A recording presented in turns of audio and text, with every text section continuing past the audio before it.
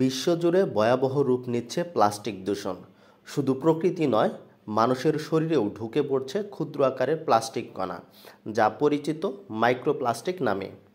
খাবার, পানি, এমনকি বাতাসের মাধ্যমে প্রতিনিয়তই এই কণা মানবদেহে প্রবেশ করছে। সম্প্রতি গবেষণাগুলোতে উঠে এসেছে এসব কণার ভয়াবহ স্বাস্থ্য ঝুঁকির তথ্য। গবেষণায় দেখা গেছে, কিডনি, প্লীহা, এমনকি মস্তিষ্কেও পৌঁছে যাচ্ছে মাইক্রোপ্লাস্টিক।